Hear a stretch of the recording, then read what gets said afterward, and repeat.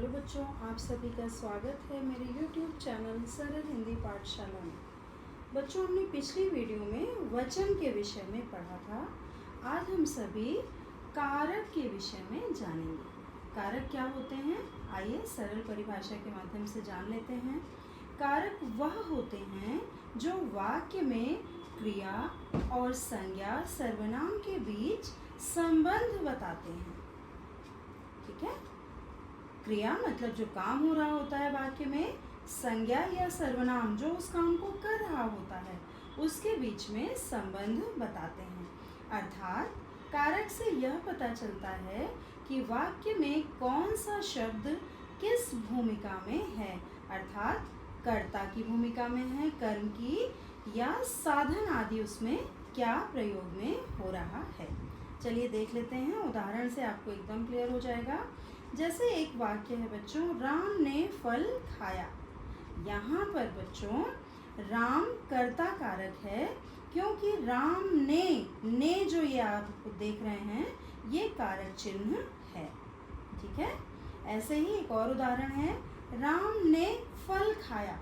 Same आप देख रहे हैं ना, तो यहाँ पर फल क्या है, काम हो रहा है ना, फल खाने का काम, तो फल क्या है, कर्म कारक है। एक ही वाक्य में आप देख रहे हैं ना, दो कारक हैं, एक ने कर्ता और दूसरा फल कर्म। तो अब हम जान लेते हैं कि कौन कौन से कारक होते हैं।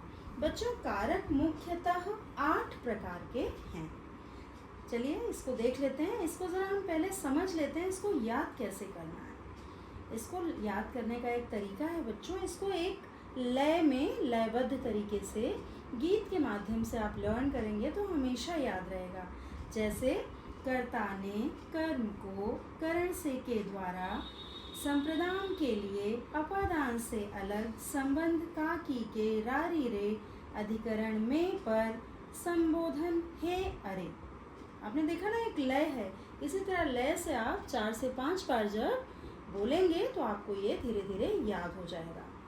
तो अब देखिए, कर्ता ने क्या है बच्चों, इसका चिन्ह विभक्ति चिन्ह है। कारक का ये जो कर्ता कारक है इसका चिन्ह है ने, जो आपने ऊपर भी जाना। तो ये क्या होगा, वाक्य में जब ने आएगा, एक और वाक्य है जैसे सीता ने गाना गाया, इसमें ने आप देख रहे हैं ना, ने अंडरलाइन है, मतलब कि ये कर्ता कारक है। बच्चों यहाँ पर आपको बताया गया है बिना चिन्ह के भी हो सकता है ना। तो जैसे सीता गाना गा रही है, तो सीता क्या है, वहाँ पर भी सीता कर्ता कारक है, लेकिन वहाँ पर ने चिन्ह हमें दिखाई नहीं पड़ रहा है। ठीक है, अगला हम जान लेते हैं बच्चों कर्म कारक। कर्म कारक का क्या है चिन्ह, कर्म को, है ना, या फिर बिना चिन्ह का। तो ऐसा ही इसका भी एक उदाहरण है, राम पुस्तक पढ़ रहा है। तो पुस्तक क्या है, कर्म है। कर्म मतलब काम कौन सा हो रहा है, कर्म कारक। इसको बच्चों आप देख लीजिए, मैंने ऑब्लिक करके लिखा भी है। इसमें हम पुस्तक को भी लिख सकते हैं, या फिर बिना चिन्ह का केवल पुस्तक लिख सकते हैं। जैसे राम पुस्तक को पढ़ रहा है या राम पुस्तक पढ़ रहा है, बात बराबर है। पुस्तक क्या है, कर्म कारक है। ठीक है बच्चों, अगला उदाहरण है हमारा करण का। करण का क्या चिन्ह है बच्चों, से या के द्वारा, के साथ, के कारण। ठीक है, इसका उदाहरण है, उसने पेंसिल से चित्र बनाया। किससे चित्र बनाया, पेंसिल से। तो ये पेंसिल के द्वारा काम हो रहा है ना, तो इसलिए पेंसिल क्या हो गया, करण कारक। ठीक है, अगला है, एग्जाम में बच्चों इसी तरह पूछा जाता है कि उसने पेंसिल से चित्र बनाया। मान लीजिए ये वाक्य दे दिया गया और आपसे पूछा जाएगा कि इसमें करण कारक कौन सा है, तो आपको बताना होगा बेटा पेंसिल से इसमें करण कारक है। चलिए अगला देख लेते हैं हम कारक, संप्रदान के लिए। इसमें आप देखिए क्या लिखा हुआ है ब्रैकेट में, जिसके लिए क्रिया की गई हो। जो क्रिया है वाक्य में जिसके लिए की जा रही हो वो संप्रदान कारक होता है। एग्जाम्पल देख लेते हैं बच्चों, अध्यापक ने छात्रों के लिए पुस्तक लिखी। किसके लिए, छात्रों के लिए। तो इसमें क्या है, छात्रों के लिए संप्रदान कारक है। अगला है हमारा बच्चों अपदान से अलग अर्थ में। इस पर आपको ध्यान देना है बेटा। अलग अर्थ में जो लिखा है इस पर आपको विशेष रूप से ध्यान देना है, क्योंकि ऊपर करण में भी से आ रहा है ना और अपादान में भी से, तो आप कंफ्यूज मत होइएगा। से देखकर चिन्ह पता चला अपादान वाले को आपने करण लिख दिया, करण वाले को अपादान। आपको ध्यान ये रखना है बेटा कि अगर किसी चीज़ से काम हो रहा होगा, जैसे वहाँ ऊपर करण में पेंसिल से चित्र बनाया जा रहा है ना, तो वो करण कारक है। लेकिन अगर कोई चीज़ अलग अर्थ में आ रही है, अलग हो रही है, बिछड़ रही है, दूर हो रही है, तो वहाँ पर अपादान कारक होगा। जैसे एग्जाम्पल है बच्चों, यमुना यमुनोत्री से निकलती है। तो यहाँ पर से अपादान कारक क्यों है? क्योंकि यमुना जो नदी है उसका उद्गम कहाँ से हुआ है, निकली कहाँ से है वो? यमुनोत्री से, है ना। तो यमुनोत्री से जब निकल रही है, अलग हो रही है ना यमुना, यमुनोत्री से दूर जा रही है ना, तो इसलिए इस वाले से में अपादान कारक लगा है। क्लियर है बच्चों? आगे चलते हैं। संबंध का, की, के, रा, री, रे। जो संबंध कारक है उसमें हमें क्या दिखाई पड़ेगा? का, की, के या रा, री, रे। जैसे हमारा एग्जाम्पल है, रेखा का लेख सुंदर है ना। तो इसमें हमें का दिखाई पड़ रहा है, तो का से हमें क्लियर हो गया कि रेखा का लेख सुंदर है ना। तो ये संबंध किससे बन रहा है? लेख से रेखा का संबंध दिखा रहा है का, तो इसलिए ये जो का है वो संबंध कारक है। अगला है हमारा बच्चों अधिकरण में पर। क्रिया करने का आधार या स्थान, ये भी हमें उसमें देखना पड़ेगा। अधिकरण में पर, इसका उदाहरण क्या है? शेर वन में रहता है। आपको में मिल गया, में चिन्ह देखते ही आपको क्या समझ में आ जाएगा कि ये अधिकरण कारक है। आगे देख लेते हैं जिसमें में या पर हमें दिखाई नहीं पड़ रहा है, लेकिन हमें समझना है कि वो अधिकरण कारक है। कैसे समझेंगे? एक एग्जाम्पल है बच्चों, घर के भीतर बैठो। घर के भीतर बैठो, तो इसमें जो भीतर शब्द है ये अधिकरण है। क्यों? क्योंकि आपको बताया गया है कि स्थान जो बताया जाएगा, है ना, कि किस स्थान पर काम हो रहा है, वो स्थान अगर बताया जा रहा है तो वो भी अधिकरण कारक है। अगला है हमारा बच्चों संबोधन। संबोधन हे अरे, इसका चिन्ह क्या है? हे अरे। इसका एग्जाम्पल बहुत ही इजी है, ये तो आपको तुरंत समझ में आएगा कि किसी को बुलाया जा रहा है या उससे कहा जा रहा है ना। तो हे ईश्वर मुझे दुष्टों से बचाइए। यहाँ आप संबोधक वाचक जैसे ही देखेंगे तुरंत आपको क्लियर हो जाएगा ये संबोधन कारक है। बच्चों परीक्षा में पूछे जाने वाले कुछ महत्वपूर्ण प्रश्न मैंने यहाँ आपके लिए लिखे हैं, इससे आपको पता चल जाएगा कि एग्ज़ाम में कारक किस तरह पूछे जाते हैं। जैसे आपको इस तरह क्वेश्चन मिलेंगे, निम्न वाक्यों में कौन कौन से कारकों का प्रयोग किया गया है। आपको कुछ वाक्य दे दिया जाएगा बेटा, उसमें से आपको बताना होगा कि उसमें कौन सा कारक है। जैसे कि एक वाक्य हमने लिखा है आपके लिए, राम ने पुस्तक पढ़ी।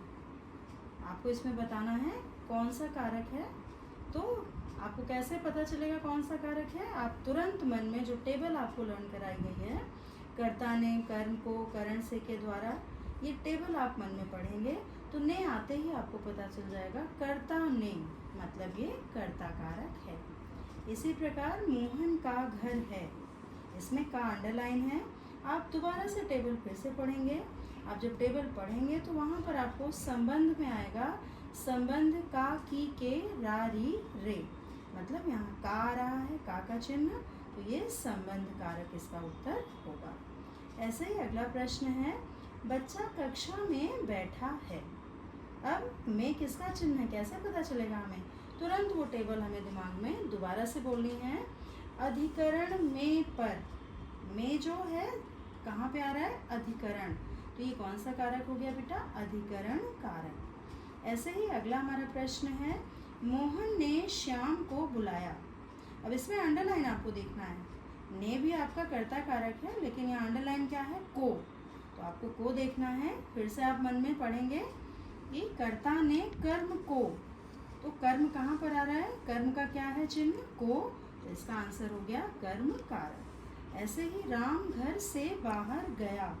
अब इसमें बच्चों से जो है वो अंडरलाइन है, तो से आपका दो जगह आता है। एक आता है करण से के द्वारा और अपादान से अलग। अब आपको यहाँ कंफ्यूज नहीं होना है, आपको इसमें देखना है कि चीज़ बाहर जा रही है, दूर हो रही है, अलग हो रही है, तो ये मतलब अपादान कारक है। राम घर से बाहर जा रहा है, दूर जा रहा है, तो मतलब ये अपादान कारक है। ठीक है, अगला क्वेश्चन एक मैंने आपके लिए लिया है। देखिए, इस तरह के भी प्रश्न आते हैं। जैसे एक आपको सेंटेंस दे दिया जाएगा, शिक्षक ने छात्र को पुरस्कार दिया। आगे आपको क्वेश्चन में लिखा होगा इस वाक्य में कितने कारक हैं। अब आपको पहचानना है कि कौन कौन से कारक हैं। अब इसमें अंडरलाइन मान लीजिए मैंने यहाँ नहीं दिया है, हो सकता है अंडरलाइन मिले आपको और हो सकता है ना मिले, केवल वाक्य मिले। तो आपको देखना है शिक्षक ने छात्र को, ये दोनों तो क्लियर है, पुरस्कार दिया। यहाँ थोड़ा सा कन्फ्यूजन है बेटा, आपको ध्यान देना होगा। यहाँ छात्र को, कर्म को है ना, लेकिन यहाँ पर छात्र के लिए पुरस्कार दिया जा रहा है बेटा। तो ये वाला जो को है ये आपका संप्रदान कारक है। ये ने तो एकदम क्लियर है, कर्ता कारक। और ये जो पुरस्कार है बच्चों, ये कर्म कारक है। कौन सा काम हो रहा है? पुरस्कार देने का काम। तो यहाँ आपको थोड़ा सोचना होगा और फिर उत्तर लिखना होगा। ये थोड़ा ऊंचे लेवल का प्रश्न है, प्रतियोगी परीक्षाओं में आता है, इसलिए मैंने यहाँ इसको लिख दिया है। अगला प्रश्न है बेटा, शिक्षक ने, अब मैंने यहाँ पे ये उत्तर आपके लिए क्लियर किया है। शिक्षक ने में कर्ता कारक, छात्र को संप्रदान कारक और पुरस्कार जो है उसमें कर्म कारक है, जो कि मैंने आपको समझा दिया क्यों कर्म कारक है और छात्र को क्यों संप्रदान कारक है। एक और प्रश्न है बेटा, जैसे वह दिल्ली से आया। आपसे पूछ लिया जाएगा इसमें कौन सा कारक है। तो आप देखिए अंडरलाइन नहीं है, आपसे बस पूछा जा रहा है, तो आपको यहाँ समझ में आएगा दिल्ली से अलग हो रहा है, यहाँ पे से अलग अर्थ दे रहा है, मतलब ये अपादान कारक है। तो ये आपका कारक बेटा पूर्ण हो गया। आपको इसी तरह के प्रश्न और प्रैक्टिस करने होंगे, तो आपका कारक का जो प्रश्न है कभी भी गलत नहीं होगा, हमेशा ही पूरे नंबर आपको मिलेंगे। तो बच्चों मुझे लगता है आपको कारक अब अच्छे से समझ में आ गया है, तो आप इसकी प्रैक्टिस करिएगा, इसकी टेबल ज़रूर लर्न कर लीजिएगा। तो ठीक है बच्चों, धन्यवाद। हम मिलते हैं अब अपनी अगली वीडियो में एक नए टॉपिक के साथ।